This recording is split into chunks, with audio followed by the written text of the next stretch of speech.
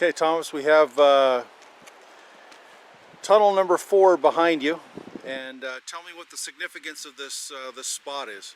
Well, like all mysteries, the Sasquatch mystery has what they call the classic tales, the ones you read about since you first read the early books about this. And one of the more famous of the classic tales is a capture of a creature that was named Jacko, just north of Yale in the year 1884. And we are here in the vicinity of tunnel number 4, where Jacko was allegedly caught. If you look down the tracks behind you there, as a train came up, according to the original Victoria Colonist, they saw a figure lying on the tracks, between the tracks and the cliff, right behind me here. Now, if you look behind me, I believe you can see a ledge with 2 spruce trees growing out of it. According to the original story, when the train sounded brakes on and came to a halt, the men noticed this figure lying beside the tracks, unconscious, or asleep, they don't know what, and they had no idea what they were dealing with. Remember, this is 1884. The name Sasquatch hadn't been even coined yet. I doubt they would even know what they were dealing with, assuming the story is true. And the creature seemed to wake up, and it started climbing the cliffs right here beside the tracks. And it got stuck on a ledge, which I believe is the ledge, the outcropping, which now has 2 spruce trees growing out of it. And the men, led by Mr. Tilbury, managed to climb this area right here to our right and get above him, where it said Mr. Tilbury rendered him unconscious by hitting him with a large rock. The men then hung a rope down from above, trusted him up, and lowered him down, tied him up, and threw him in the baggage car of the train. And according to the original story, they used the term telephone. I find that hard to believe in 1884, especially around here, though if anyone had telephones then, it would have been the railway. Probably telegraph. And they signaled ahead to the town of Yale about the capture of this thing that caused quite a stir in town. And a lot of people came to the main railway station to have a look at it. But we think Mr. Tilbury and his cohorts took the creature off the train at the old railway maintenance yards, which used to be right outside tunnel number 1, right next to town. There's no trace of them today, but they were there then. The town doctor, a man we know existed, a man named Dr. Harrington, examined the creature. They said he was 4 feet, 7 inches tall, and weighed roughly 167 pounds. Mm-hmm. They didn't know what it was. He described him as an ape type, but most of the people wrote the story off saying, oh, they just caught a wild Indian or something. They had no idea.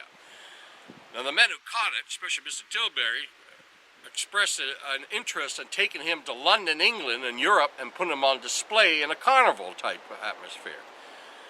So we don't know what happened to Jacko after that, because that's where he disappears from history. We just know that Dr. Harrington, the town doctor in Yale at the time, did examine the animal, and he said he ate berries with a relish, drank fresh milk, ate all vegetable matter given to him, but the doctor advised that don't give him any meat because it may make him vicious.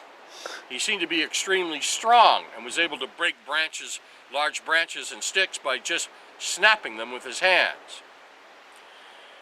Now, what happened to Jacko after he left here, we don't know, because there was only 2 ways to get out of here in 1884, because the Trans-Canada Railway was still 1 year away from completion. There was still a big gap in Revelstoke.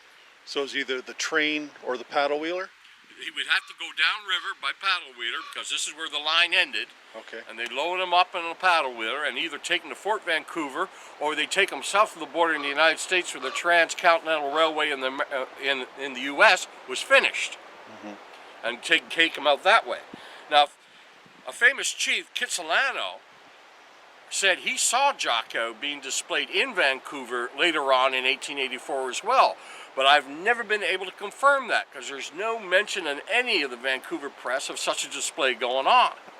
And of course, there's also the story of the nunnery at Bishop's Cove, where the nuns were said to have been handed this creature, and they shaved all his hair off and put him in scalding, boiling hot water to bathe him, and he died.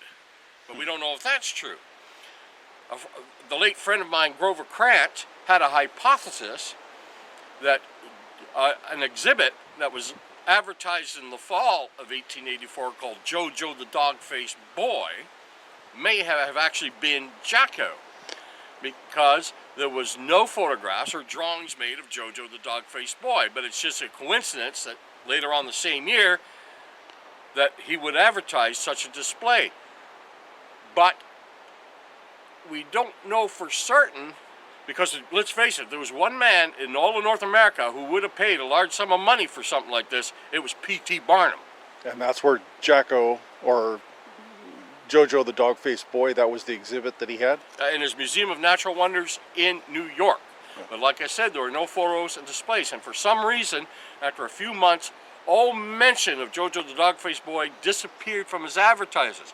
But P.T. Barnum, being the man that he was not the kind to let a good name die. So 7 years later, all of a sudden, Jojo the dog-faced boy was back, and there were some black and white photographs of a young man who was obviously suffering from that rare affliction, the name escapes me just offhand, where hair grows over the body, all over the body. And they had him dressed up in some Cossack costume. It was a story about a hairy people in the Urals who fought against the Tsar, etc., etc., etc. You know, P.T. Barnum, sucker born every minute. Yeah. We're talking about the man who sold a chimpanzee and a fishtail together and called it the Fiji Mermaid. Right.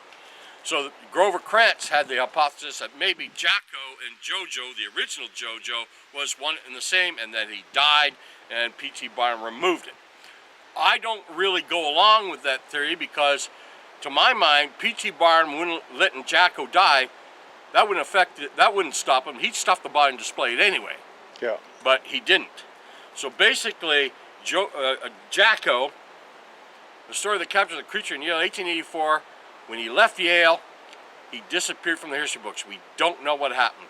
Theories and hypotheses, and thus, like I wrote in the foreword of this booklet that was put out a number of years ago by Chris Murphy and Barry Blount, I wrote in the foreword, it was a great chance to solve a great mystery before the mystery became great. And it just didn't happen. Awesome. Thanks so much, Thomas. You're welcome.